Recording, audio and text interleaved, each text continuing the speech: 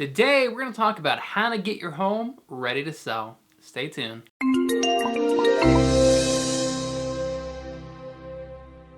Hi, my name is Malcolm Lawson. I'm a Maryland real estate agent, and I put out videos all about Maryland and real estate. So if you're interested in either of those topics, make sure you subscribe and hit that little bell icon to stay current on my latest content.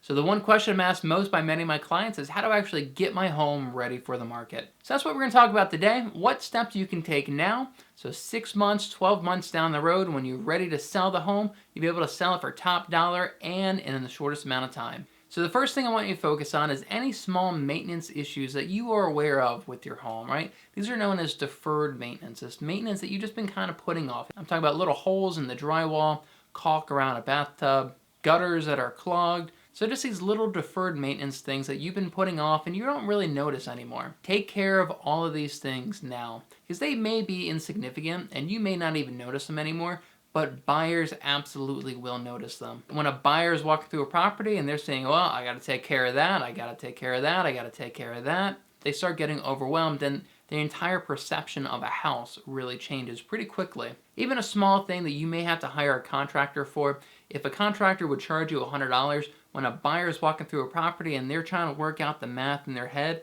it may actually only cost them $100, but in reality, they always overestimate the cost of repairs. In their mind, they're thinking, oh man, that's gonna be $200, $300 at least to patch this small hole in the drywall. So the more of these little deferred maintenance items that you can take care of now, the better. Next, I want you to start decluttering your home. Look, we've all been there. Things just tend to accumulate pretty quickly in a home. And it can take a long time to start organizing your stuff and figuring out what you want to sell, what you want to keep, what you want to donate. But start that process now and try to eliminate as much stuff and as much clutter in your home as possible.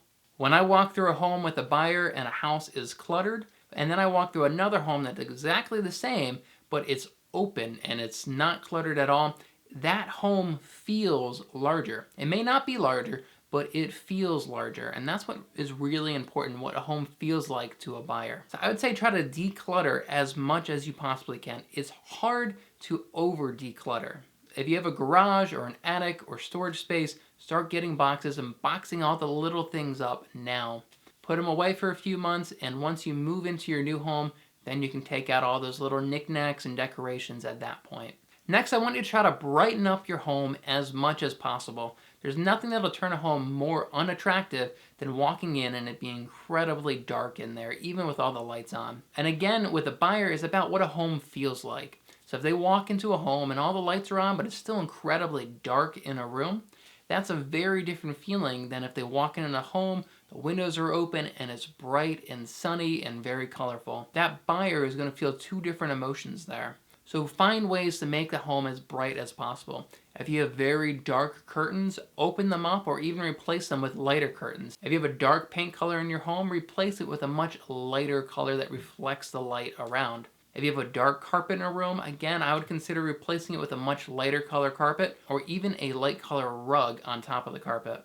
This is also important when you have showings on the home. I always recommend that you leave your blinds and curtains open and let as much natural light into the home when you know you have a showing that day. It's also recommended that you leave at least one light on in every room for that showing. Now, not all my clients feel comfortable doing that because of electricity costs, but if you do feel comfortable doing that, I do recommend that just to make the rooms feel much brighter. Next, I want you to ask yourself, when was the last time this was updated? And I want you to ask yourself this question about your kitchen, your bathroom, your floors, your hardware like the door handles, and all your electrical outlets and faceplates. Because this is what buyers are going to be looking at when they come to the property. Right? They're going to open up the door, and if the handle's 30 years old, you can absolutely tell. And they're like, oh man, I gotta update this house. If they're walking through and all your faceplates are almond colors and obviously from the 70s or the 80s, they're going to notice that. If they walk into a kitchen, your kitchen may be perfectly serviceable, but in their minds, they're thinking, oh man, I gotta update this kitchen. That's gonna cost me $10,000, $15,000 to do. Same thing with the bathrooms. I would say if your kitchen or bathroom hasn't been updated in about 20 years, I would strongly consider investing a little bit of money in those areas and just kind of bring them up to modern standards. Next, I want you to focus on your curb appeal. So this is the front of your home. When a buyer first walks up to your property, that is what they're gonna see. Typically, when they see your home online, the very first image that they're going to see is the front of your house. So there's an interesting psychological concept known as confirmation bias. So when we first see a person or a house or anything, we're going to make a snap judgment decision right then and there about that based off of our very first image of them. Later on, we're more likely to accept facts that confirm our initial decision rather than accept facts that contradict our initial decision. So how this plays out in real estate is if they walk up to your house and they see, wow, what a cute and pretty house, then they walk in, they're more likely to look and accept the facts that confirm that that's a cute and pretty house rather than facts that contradict that maybe this house isn't as cute and pretty on the inside. And vice versa. If they walk up to your house and the first impression is, wow, look at this overgrown yard and it's ugly and there's mildew all over the house, they're going to be like, oh geez, what do we have here? They're going to notice all the little things like outdated door handles and smears and smudges and stains, all the little things that reaffirm their initial perception of your property. This is absolutely a real thing. It's called confirmation bias. And this is why focusing on your curb appeal is so important. Now, you don't have to do anything really over the top. A lot of my sellers, they just need to focus on their landscaping a little bit. A lot of times bushes can get overgrown. You just got to trim them back a bit. Make sure your grass is cut. Possibly go buy some mulch and lay some mulch down in the front of your house. If you have any mildew or algae growing on your siding, get a pressure washer and clean that off. If your welcome mat is 15 years old, maybe get a new welcome mat. If the door to your house hasn't been painted in 10 years, maybe give it a fresh coat of paint. Try to do whatever you can to make that initial impression of your home as pleasant as possible. So the next step is the hardest one for many of my clients, but I want you to depersonalize your home. So when a buyer walks through the property, they need to be able to envision themselves in this home. They need to be able to envision their TV and their couch and their furniture in this home. And when they come in and they see all these family photos of another family living in that property, it absolutely just kind of destroys that illusion in their mind. So I'll admit, it's a little awkward walking through strangers' homes, right? They have all their furniture there, and when you start seeing family photos in the house and all these personalized knickknacks, I'll admit it's even a little awkward for myself, like I'm invading somebody else's personal space. You don't want to portray that feeling to any potential buyer. So I know this is hard, but I want you to take down all your family photos, all the photos in your house of you, your husband, your kids, your grandkids, and I want you to very delicately box those up in a box and stick them away in a closet just for a few months until you're fully moved into your new home. Once you're fully moved in, that can be one of the first boxes that you unbox. But while you're selling your home, I want you to take down all your personal family photos. So my last tip is to start interviewing real estate agents early. Too often sellers go with the very first real estate agent that they find, or the first ad that they see, or the first recommendation that they get. And I really want you to interview multiple real estate agents, ideally 2 to 3 real estate agents, before you finally choose one. Now there's a couple areas that I want you to focus on with these real estate agents.